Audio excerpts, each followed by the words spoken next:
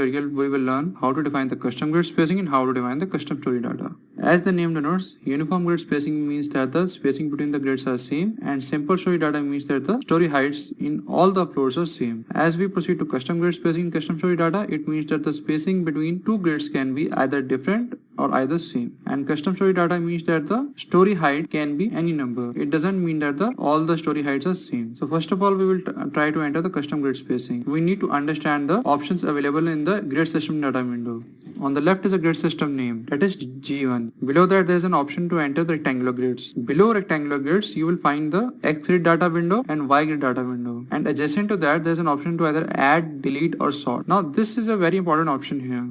That is, either we want to display grid data as ordinates or we want to enter the display grid data as spacing. Basically the thing is, if we are going for coordinates, what we have to enter is that we need to enter the X ordinate of every individual grid.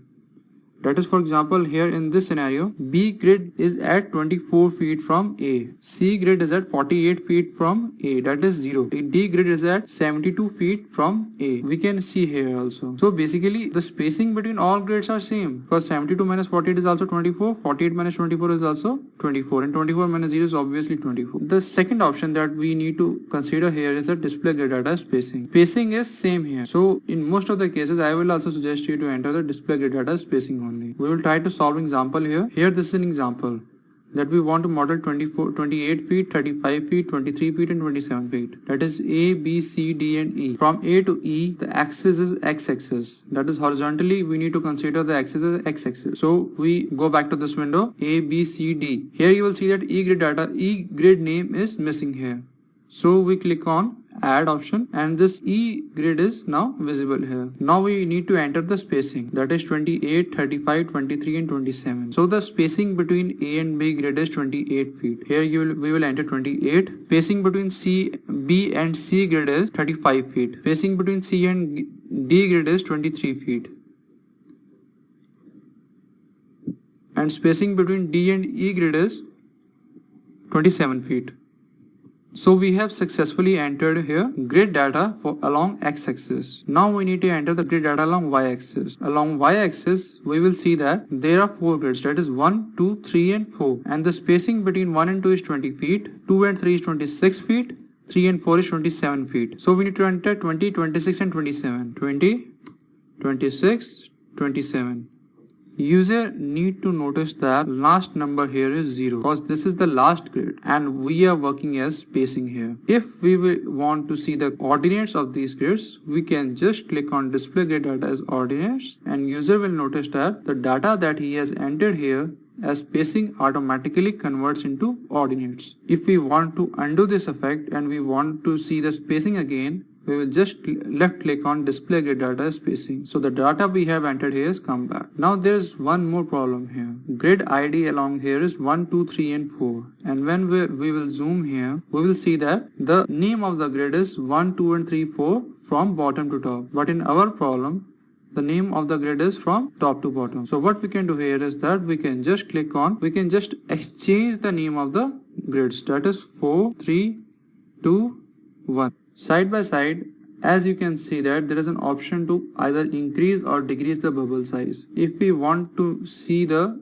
grids clearly, we can increase the size of the bubble. That is, we can either increase from 50 to 80. Now we can see the grids clearly. So on this window, I will repeat again, we need to enter the grid system name. We need to enter the data either as ordinates or either as spacing. Entering the grid data as spacing is a comfortable option. We can add as many grids as we want along both x-axis and y-axis. And X grid data is for horizontal plane, Y grid data is for vertical plane. Now we click on OK option.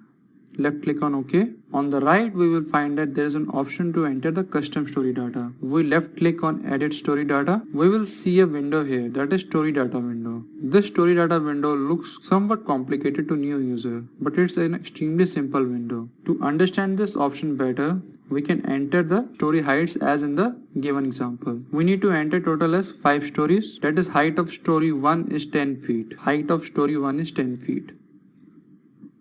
Now we can enter the data only on the white cells. We cannot enter the data on the gray cells. Gray cells data will automatically get updated as per the data in the white cell. That is, whatever data we enter here on the height, user will notice that the elevation automatically gets changed. So story 1 10 feet, story 2 is now 15 feet.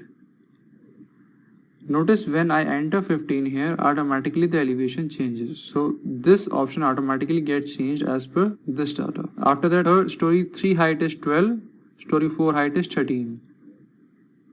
Story 3 height is 12, story 4 height is 13. Now we have a situation here. We need to enter one more story. That is story 5, whose height is 16 feet. Right click here. Right click on this option.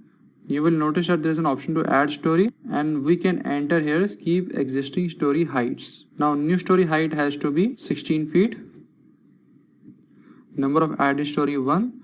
We need to insert story 5 above story 4, and we can either replicate or we can either click on none. With left click on OK option, you will find that there is an option now to as story 5 whose height has been entered as 16 feet, and total elevation of the model or building has been total now as 66 feet. If we add the numbers, add the height of all these stories, that is from story 1 to story 5, we will get the 66. That is 16 plus 13 plus 12 plus 15 plus 10 is equal to 66 feet. So until now we have defined the non-uniform spacing grids, that is custom grid spacing, and we have already defined this custom story data, that is building having different story heights. Now we left click on OK option.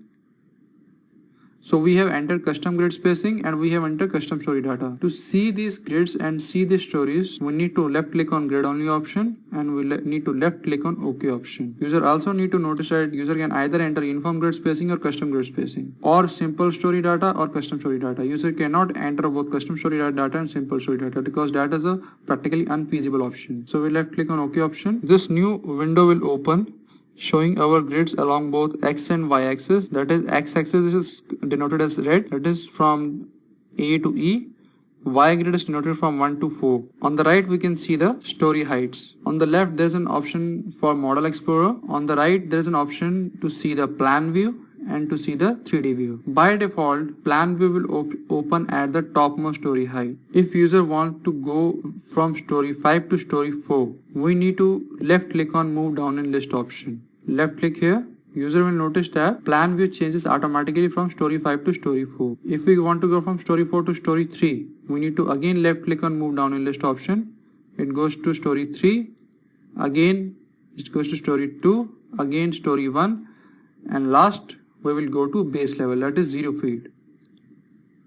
Now if we want to again go from base level to story 5 level, we need to again keep on left click on move up in list option, 1, 2, 3, 4 or 5. So with this option we can navigate from different stories. Now on the right is a 3D view. In 3D view we can easily see the number of stories, and we can also see the grids along both the axes. Here user can clearly see the x, y and z axis.